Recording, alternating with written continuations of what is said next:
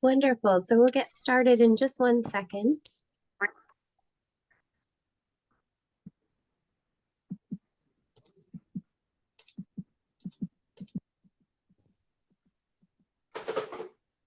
Lots of familiar names and faces on.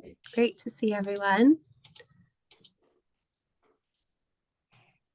All right, so let's get started. So welcome everyone to what will hopefully be a very informative and thought-provoking webinar on responsible business. The world around us is changing rapidly every moment. Climate change, geopolitical risks, increasing risks to humanity. So as businesses, we need to rapidly build a foundation to create a more sustainable and socially responsible future, to not only survive as businesses, but to create a foundation based on values to survive as humans. So today we only have 45 minutes. So this is a bit of a taster session. We've had some great conversations already, the panel and I. So ideally we would have many calls or a whole series of webcasts on this critical topic. But we're going to try to consolidate it to just 45 minutes. And we can always think about how we build on this content going forward. So great to see so many familiar faces on the call as well. And we're very fortunate to have these 3 incredible panelists today. As we go into the call, please be sure to keep yourself on mute.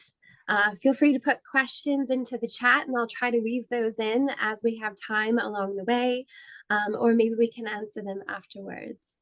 So without further ado, I will introduce our panelists. We have Lena Deezing, who is the policy lead at the OECD Center for Responsible Business Conduct. And the OECD is the Organization for Economic Cooperation and Development.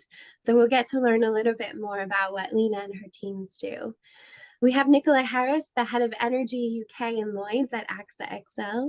And we have Robert Haig, the Strategy and Sustainability Director at Brand Finance.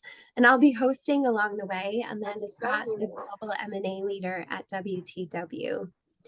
So through this session, we'll hear a 5-minute introduction to each of the incredible panelists and the work that they're doing. And then we'll have a 20-minute panel debate on several of the threads that come through, primarily around climate change and sustainability, as well as DEI. So again, this will be pretty fast-paced and the time will go quickly. So we're gonna jump right in. So Lena, if you don't mind, we'd love to start with you to introduce yourself and talk a little bit about the OECD, so what you do. I also know it's a significant undertaking to review the guidelines, and I think it's been almost 10 years to go through the new guidelines, the refresh guidelines, and align 50 different countries to them. So we'd love to hear a little bit from you around the process and what the results were. So if you don't mind kicking us off, we'd love to hear from you. Thank you very much, Amanda. Yes, my name is Lena Deezing. I'm a policy lead at the Center for Responsible Business Conduct. So that just means I focus mostly on government policies around responsible business conduct, but maybe better to take a step back. So what you see on the screen are the guidelines for multinational enterprises, which is this main instrument that I'm here to present today. And many of you might have heard about the OECD, but might not know what it actually is. So I think it's good to explain that a little bit. So we're often described as a big think tank, but we're actually also an international organization. So we have governments, countries as members. Look at any of the webinars that they're doing. So please go on mute if you can. Thank you.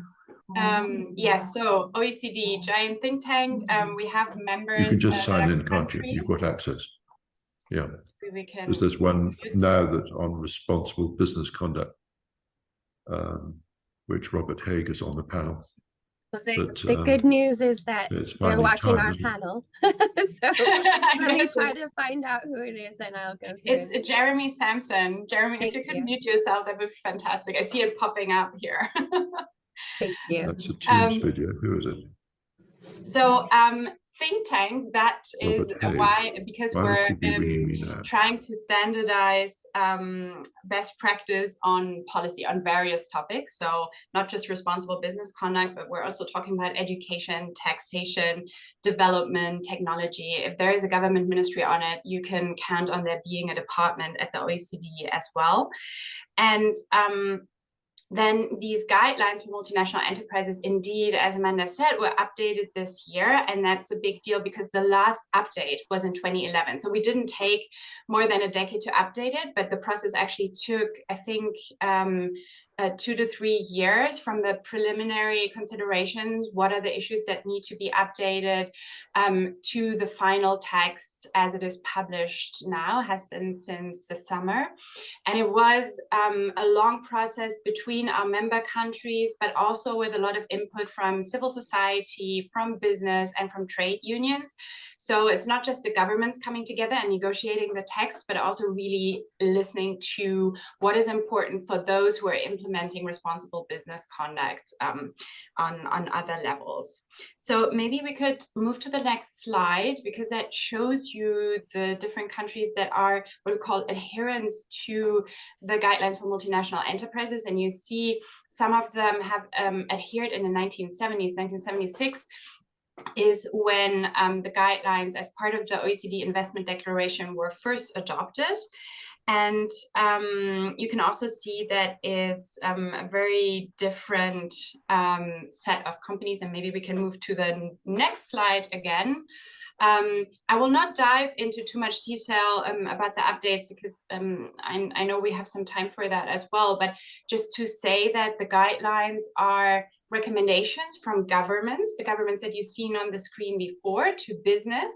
And they're the most comprehensive instrument, international instrument or guidelines when it comes to responsible business conduct. So they cover all kinds of issues on responsible business conduct. And some of the updates, the highlights you see on the screen, you see all the little symbol representing that a little bit. I hope you can read it too, around climate change, technology, business relationships, at-risk persons, disclosure of information, corruption and lobbying. I think very important too that has been updated. And then the national contact points on responsible business conduct, which I can mention as well if we have the time to do that. So stopping here for now. Thank you, Amanda. Wonderful. Thank you so much. And this sets an incredible foundation for our conversation as we go through today. I'm really interested to hear what's changed, but I'm also interested to hear what's not changed. So we can pick up on that when we get into the panel. Thank you very much. So Robert, just picking up on the themes from Lena around sustainability, do you mind introducing yourself and talking about brand finance? So a little bit of what you do, but really highlighting this research that you do. I'm fascinated by it. I think it's really remarkable, the insights that you get. Oh, thank you. Yeah, very happy to. So just a very brief background on brand finance. We like to call ourselves the world's leading brand valuation agency. So for the last 25 years, we've been putting a financial value on things that are intangible, so brands. And the work that I've been doing over the last year or two is sort of extending that to sustainability. So if we just jump to the next slide.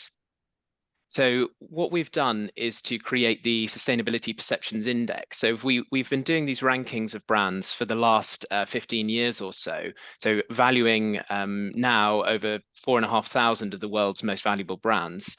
And this is, I guess, the kind of latest iteration of that. So we're focusing specifically on the value of sustainability perceptions, or a reputation for being sustainable.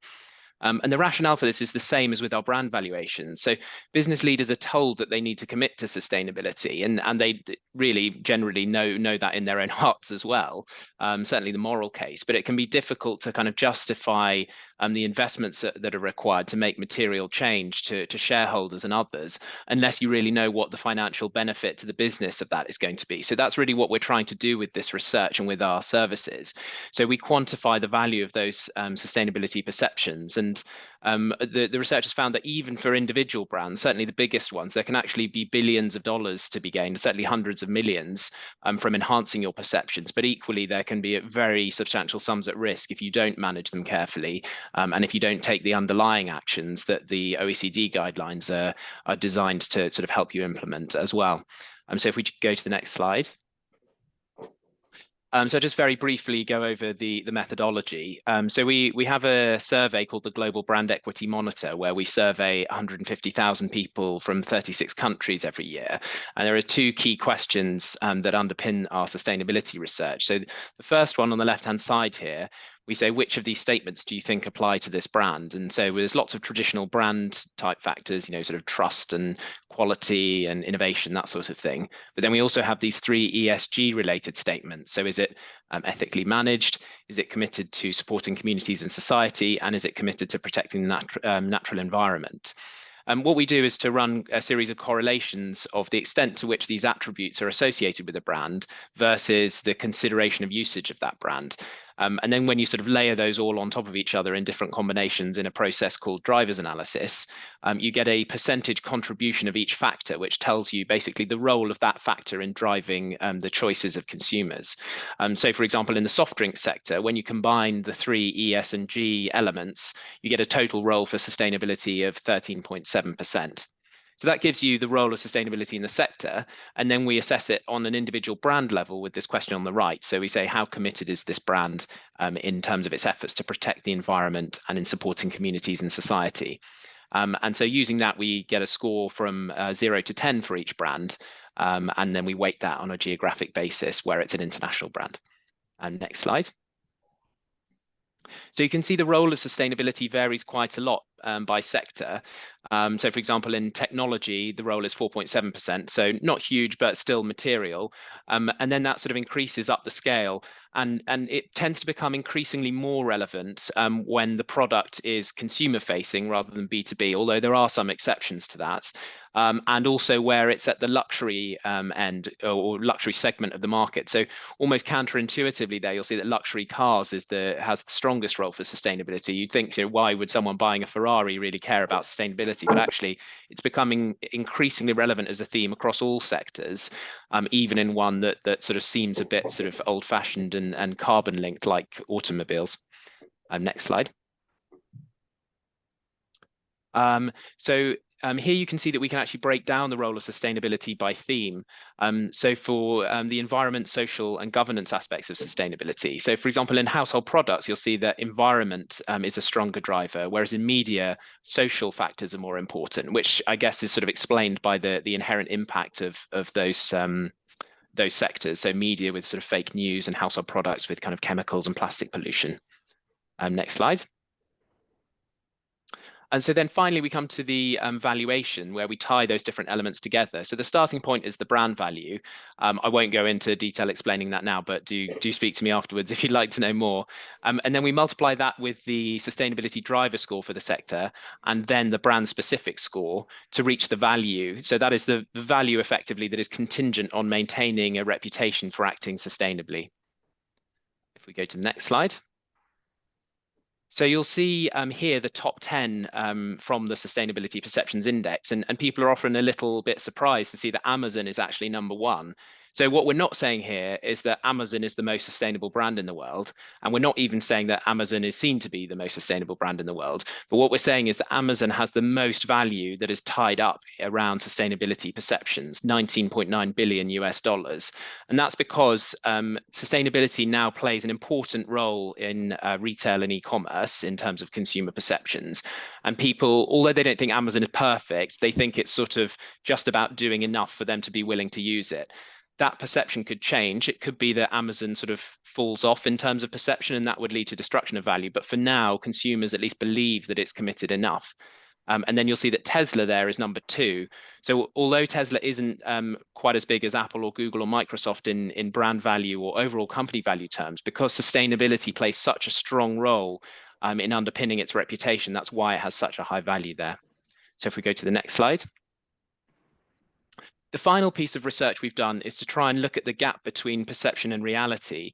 So we've used a data provider called CSR Hub, which aggregates measures of sustainability performance.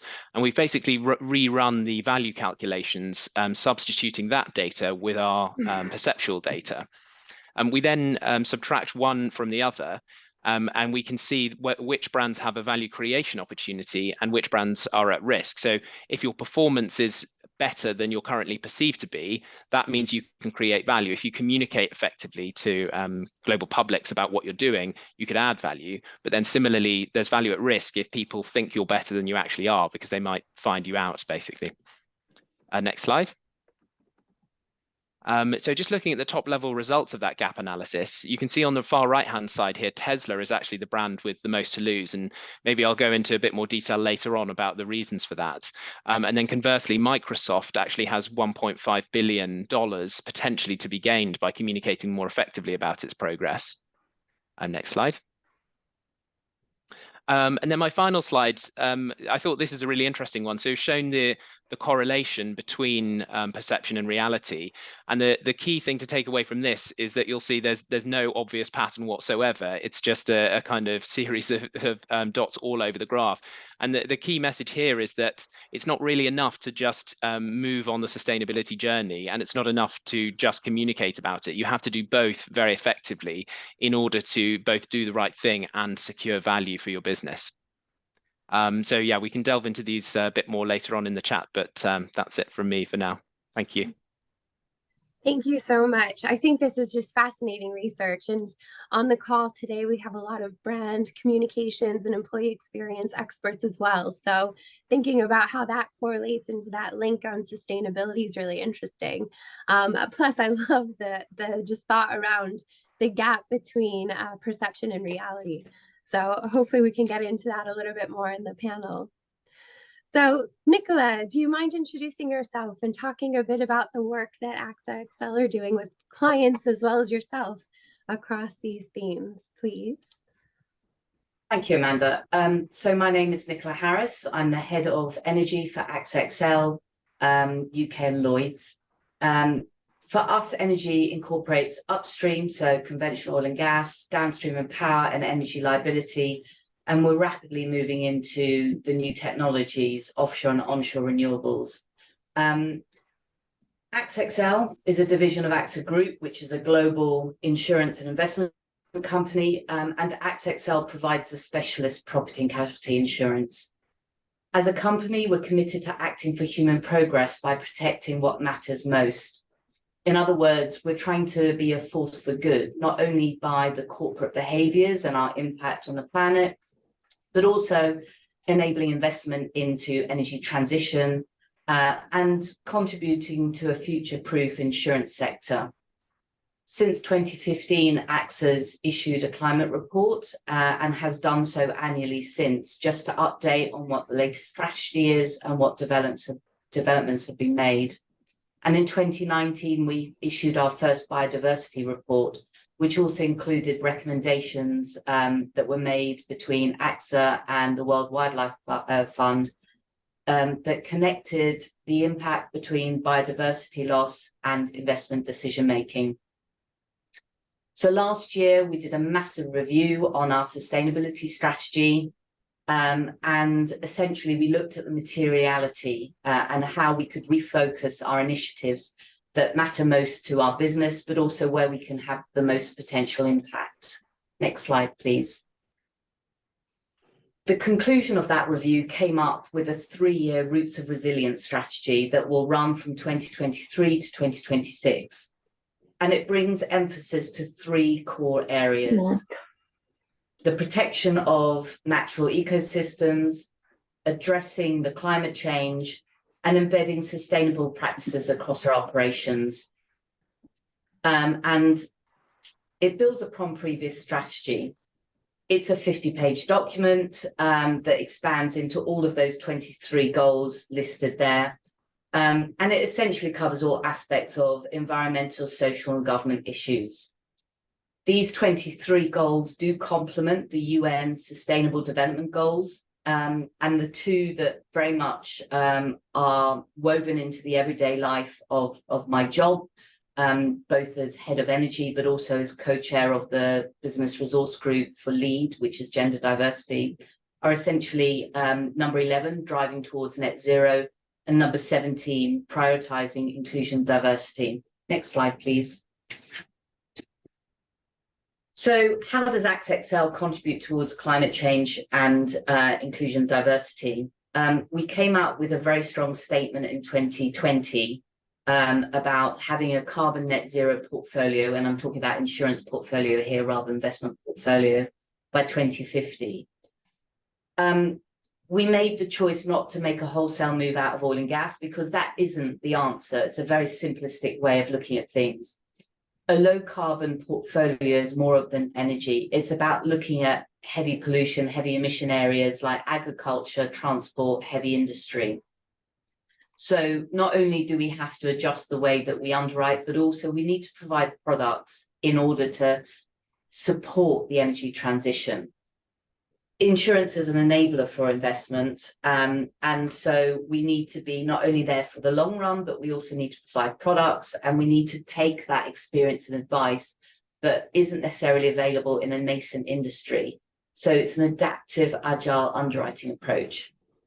Ultimately, what we're seeking to do is to future-proof the company, future-proof the insurance industry, but also the same way we're people talk about stranded assets, we're avoiding stranded careers. With my other hat on, the inclusion and diversity, AXA is very much working in a very transparent way. We have a gender pay gap report, we have an ethnicity pay gap report, both of which are actually published. So that public accountability means that we have something to measure our actions against. We have business resource groups that provide networking opportunities and transparency for certain groups such as LGBTQ+, gender diversity, race and ethnicity, and disability. And each of these groups have an executive sponsor. So it's not a nominal thing, it is very much a corporate-driven thing. We have a wide range of policies and training, so we're developing the right corporate culture, and within that, the talent acquisition strategy incorporates different areas so that we're driving to a corporate culture that has a healthy and diverse workforce. So that's it from me. Brilliant. And you hit on so many themes that I hope we can cover in the panel in our short 15-20 minutes. Things around energy transition and pay gap reporting, public accountability. You mentioned executive sponsorship and business leadership being involved as well. I think all of this is really critical and important. So thank you for teeing those points up. So maybe we'll start, Lena, do you mind if we go back to you? And thank you so much for opening up with the OECD guidelines. It really is an incredible foundation for change. And I'm so impressed that you were managed to pull all of those businesses together, or all of those countries together. And it really does create a unified vision for businesses. So what I'm curious about is kind of why now? Why did you look at this now? But what changed the most? So were there areas specifically that changed? But I think on the other side of that, what's also interesting is what didn't change, what has been consistent throughout that time. So do you mind talking a little bit about that? Yeah, thank you, Amanda. I think that's a very good point. Why now? As I mentioned before, the last update was in 2011, so we can all think back to what happened in the years since then, more than a decade, and something that for me is actually an area that we always point out as an area where a lot has happened is the environment chapter. And we've heard that from Nicola and Robert in very concrete ways, what companies are thinking about in terms of the environmental aspects of sustainability. The guidelines now have an environmental chapter that is the first to speak to companies directly on setting science-based targets to fight climate change. So we all know that governments have agreed to limit global warming, but the guidelines now translate that, if I can say that in a little bit of a shortcut way, to the realm of responsible business conduct, and actually recommend to businesses that they align their business practices with these international climate goals, and it's the first instrument to do that. Another chapter that has updated quite a lot is the technology chapter. You can all imagine that a lot has happened also in the realm of technology, massive shifts in this space over the past decade. And the key thing here to take away is that the OECD risk-based due diligence approach also applies now to technology. So just to catch us up on what this OECD risk-based due diligence approach means, and I'm sorry if you hear some background noise, I don't know whether that comes through, but it's just gotten very loud, so I try to speak up, but please stop me if you can't hear it. So due diligence in the OECD sense is a process by which companies can identify, prevent, and mitigate actual or potential adverse impacts or risks in their own operations, throughout their supply chains, and in their business relationships. So you can really see it's about risks, it's about identifying them, it's about mitigating them in their own operations, but also in what they do in their supply chains. And it's a process, so it's supposed to be ongoing. And this is actually something that hasn't changed. So the OECD 6-step framework, with these elements and the tasks that form part of due diligence in the sense of the guidelines, hasn't changed in the last decades. And on the contrary, now the 2018 guidance that the OECD published on due diligence is now fully integrated into the guidelines. So there was a little bit of a disconnect there, and that is now there. But also, just to say that the guidelines are aligned with all the other international instruments in this area of responsible business conduct. You might know the United Nations Guiding Principles on Business and Human Rights, or the International Labour Organization Tripartite Declaration. So really remains the triangle on this. And then also just let's say the coverage of the guidelines, the chapters that are there haven't really changed. In 2011, we introduced a new chapter, a human rights chapter that wasn't there before, but now we've basically gone deeper on all of the issues without adding new thematic areas. Thanks.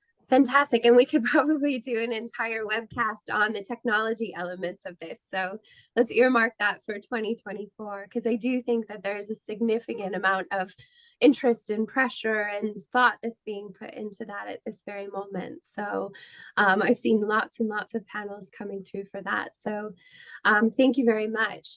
I'd love to get a little bit deeper into the climate piece. And Robert, you talked a little bit about the performance, perception, and reality gap. I'd love to hear a little bit more about this gap, and what are you seeing that's surprising around this? Yeah. Sorry. Yeah, well, I think Tesla is a great example there. So it's managed to create this incredible reputation for sustainability, which I would say is probably in many ways quite well deserved. There's no doubt that Tesla has kind of pioneered EVs, and then by extension, the more rapid decarbonization of the automobile industry, and through that and through word of mouth, it's therefore developed this very, very strong brand reputation for sustainability. But then on the other hand, many would say it's sort of neglected other aspects of sustainability. So it's sort of pioneering pro-climate activities have almost kind of led it to lose focus, and that's why it has this very large gap. So it's sort of fallen short in a number of different areas, particularly on the social side in terms of labor relations, but also in terms of procurement and supply chain of some of the components that go into the batteries in particular, and then also to a lesser degree things like sort of biodiversity and the location of factories and things like that. So you could argue that its kind of enormous climate impact at least ought to outweigh that, but it's absolutely true that people are increasingly concerned about all aspects of sustainability, not just climate.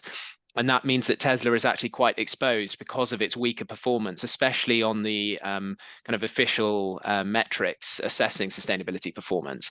And for that reason, we're expecting, well, not only have we already identified this large reputational gap that exists, when our new series of league tables are released in January, February next year, we're expecting to see a very significant brand value decline for Tesla. Interesting. And you had provided a report to me earlier this year on WTW, which I thought was really interesting. And you had said that WTW's reputation is strongest in the UK and France on sustainability, but that there's improvement needed in the UK.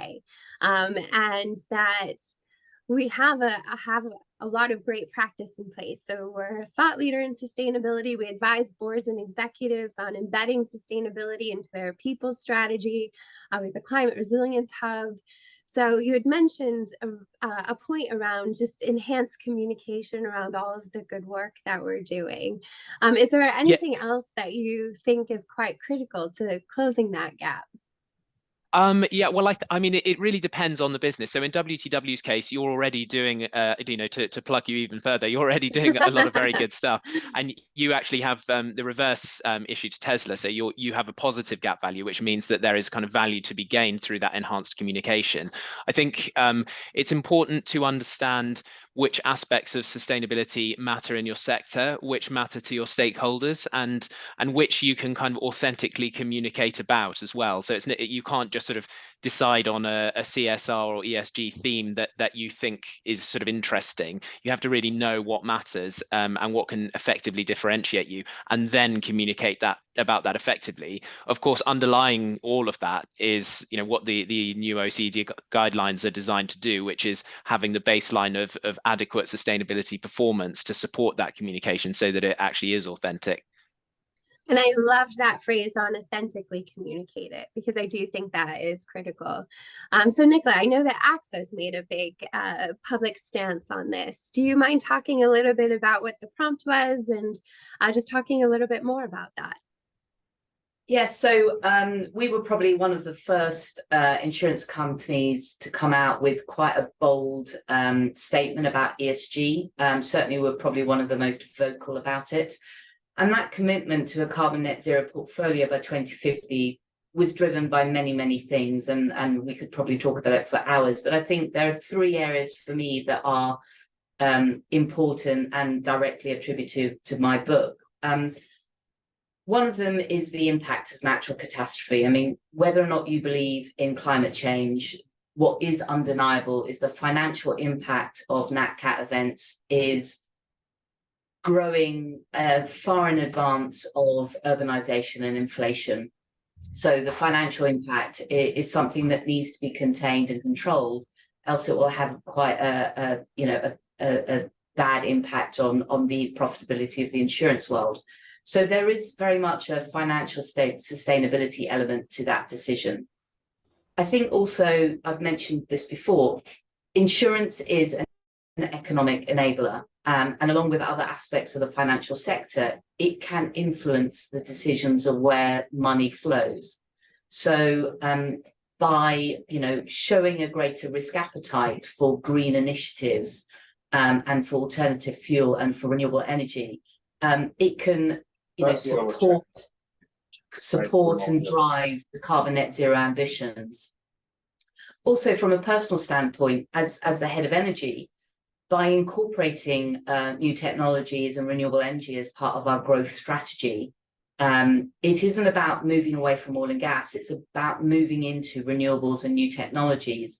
And I get to not only use a wealth of experience of established business, established risks, to underwrite essentially something that is nascent and there's very little actuarial data, but I get to future-proof the careers of my team so that they are evolving with the growth of the portfolio as opposed to ending up with a stranded career. But I think sustainability is more about, more than just energy transition. There are other aspects that need to be considered, and not everything that is green is good. So areas of concern are perhaps with renewable energy, offshore renewable wind. The demand for rare earths, the demand for minerals has a social and environmental aspect to it. Biomass isn't inherently good. When you have an ethical dilemma of using a feedstock from arable land that could otherwise feed a community, you realize that a green fuel source is not necessarily ethically good or socially good. There is also the concern, and this is my final point, that at the moment we're seeing a lot of investment in the global north, in the OECD countries. And if we want a just transition, if sustainability is going to be for all rather than some, we need to make sure that investment's still being made in the global north, as in the global south, or the non-OECD countries. So it's much wider than just environmental sustainability. I love that. And I'm going to underline the point that you made on insurance being an economic enabler. But I would like to throw that challenge out to Lena. So do you mind talking a little bit about this inherent tension that we're seeing when it comes to global change and global transition, and when we're thinking about just transition, and how do you balance the global needs for energy as well as human rights? Yeah, thank you. I think that's a very good point. I think that is something to keep in mind, right? That not just because it's green doesn't necessarily mean it's good in all its dimensions. So I think that's an important point that Nicola made there. I think the guidelines to an extent offer an answer in that they are comprehensive and they cover all different aspects of sustainability. So I already mentioned climate change is there. There is an environment chapter in there. There is a technology chapter. I mentioned that as well. But there's also a human rights chapter, a labor rights chapter, chapters on integrity, for example. So the idea is really to shape a transition that is just in the sense that we also safeguard issues like labor rights and human rights while we're trying to produce all the goods that countries need to invest in towards their green transition. And one example that we always mention there, I think Nicola picked up on that as well, is the production of batteries for electric vehicles. Obviously, there are issues or might be issues in the mining of the resources that we need in there. But I think there's also a point to be made and not to keep out of sight that we also should safeguard labor rights, labor safety, and how workers are doing and the waste that is being produced while producing the electric vehicles. At the same time, something I wanted to point out is that the guidelines have this mechanism that is called the National Contact Points for Responsible Business Conduct. And I think that can be very valuable in balancing all these different issues and making sure that everybody stands to benefit from this transition. So these national contact points for responsible business conduct are something like a conflict resolution mechanism. So anybody who feels like they suffer a negative impact of business behavior that is related to one of the chapters of the guidelines can call on one of the NCPs of the adherents and ask that the issue be resolved. And we do actually see examples precisely from the space of the just transition. So very briefly, because I've been talking for a long time, we've had a case with the Swedish and Norwegian NCPs where members of the Sami community in northern Norway called on the NCP because they felt that their livelihoods were threatened by the construction of wind farms in their area. And you see, on the one hand, great project, more wind energy, but on the other hand, we can't forget about the communities that live in those areas and might now face a threat to their livelihoods. And of course, that has been resolved, by the way, this case, but of course, this is something that is ongoing. And so I think it's really important to be aware of the national contact points as a mechanism to resolve these issues in kind of how do you say, collaborative way. Now, it's not a court system, but it's actually something to bring into account all the different interests that are in place. I'll plug that into the chat if you're interested to hear more about the NCPs, by the way. Yes, please, that would be perfect. And I've had a couple questions actually directly come through. So we're going to continue the human theme, but I'm going to pivot it a little bit. Nicola, I'd like to talk to you a little bit about some of the work that you're doing as the co-lead or the co-chair of LEAD on gender diversity. We have a few people on the call that help calculate some of the gender pay gaps and ethnicity pay gap reports and have a particular passion in this area. Do you mind talking a little bit more about some of the initiatives that you have in place and adding just a little bit more color on that? Yeah, sure. So, you know, Lloyd's of London set a target for 2023 that 35% of exec should be women, and only a quarter of companies in London, in the London insurance market, that achieve that. Which, given that we're in the third decade of the 21st century, is pretty poor. I mean, wider scale, if you look at the FTSE 100, I think it's only 9 CEOs are women. So, you know, women are not really having representation at a higher level. The average gender pay gap in the insurance industry is about 30%. It's slightly over 30%, and that's whether you look at it as an average or a median. And AXXL is not different, really. You know, we're a bit better than some, we're worse than others. My own experience, having been in the market for 25 plus years, is a lot of women drop out or plateau in their career quite early on. And there are different ways of trying to deal with this. And I think attitude and corporate culture is very important for that. So within AXXL, we have flexible working arrangements. And by that, I'm not just talking about hybrid working. I'm talking about compressed hours where you do 35, 37 hours over 4 days. I'm talking about reduced hours. So you do 5 days, but you start at 10 and you finish at 4, or you start at 10 and maybe finish at 6. But having that flexibility, recognizing that it's about getting a job done as opposed to doing hours served, is very important. We've also embraced parental leave, where parents share what traditionally used to be maternity leave for over a year, or up to a year, I should say. And we've made that very easy to achieve and you know, very acceptable. It's maybe not the norm at the moment, but it's considered as if it should be normal. So the policy structure is very important. What we are trying to do within LEAD is mentoring. So last year I rolled out a mentoring scheme for the first time. We paired up 25 mentors with 25 mentees. And that was very successful. And we've just rolled out a second one, which I think is 52 pairs this time. And it's recognizing the fact that women perhaps aren't the first to put themselves forward for a mentor or seeking a mentor. And usually the answer is, oh, well, I don't think I'm quite at that stage in my career. Quite frankly, you are never too young to have a mentor. It is about recognizing the behavior, the gender behavior differences and overcoming them. Statistically, women are less likely to put themselves forward for a new job. They're less likely to challenge the lack of career development, despite the fact there are very clear indicators that they are equal to their male peer group. We can't force change, but we can help people overcome their individual, but also their environmental challenges to make a better environment.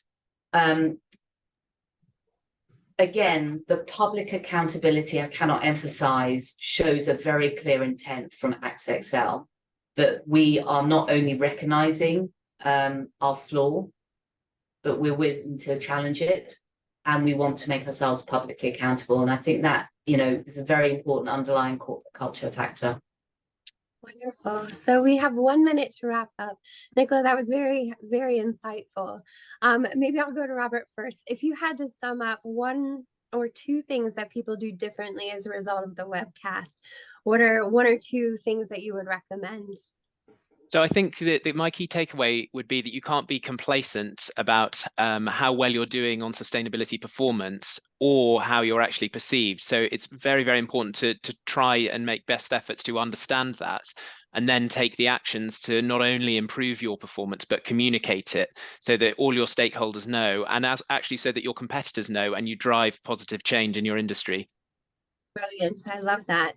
And Nicola, anything else you would want to conclude with? And then Lena, I'll turn it over to you. I would say sustainability, in particular energy transition, is an uncharted territory. We've got to be agile, we've got to be curious, we've got to challenge. And that is going to be something we have to apply for the next decade or more. Love it. And Lena, you've already talked a little bit about the national contact points and popped that into the chat. Is there anything else that you would mention on that? Yeah, I mean, the national contact points really are cognizant of the fact that sometimes things go wrong or need resolving. And maybe that's the lesson learned here also for the corporate side, that companies think about really the step 6 in the due diligence cycle, let's say, and have something in place that, or a structure in place that can help if something should go wrong. Not that it needs to, but just a way to handle that. NCPs can have a role in that too. There's also operational level grievance mechanisms. So there is quite a lot of experience out there, and we see how important it is to collaborate on those things and not pretend like nothing is ever going to happen, because there is no like 100% perfect supply chain, I think. Wonderful. So thank you so much, all of you, for your voices and your ideas. And thank you so much for sharing some incredible research as well. So it's been an absolute pleasure having you. So Lena, Nicola, and Robert, thank you very much. Thank you. And thank you all to everyone who's joined today. Again, we wish we had a full day or several days to talk about these important topics. But who knows, this might be the start of a successful podcast series. So thank you all again. It was really wonderful hearing your ideas and your thoughts. Really appreciate it. And I will share the recording for everyone as well. Thank you, Maya. Happy to do that. Thank you. Thank you. Thank you. Thanks. Thank you.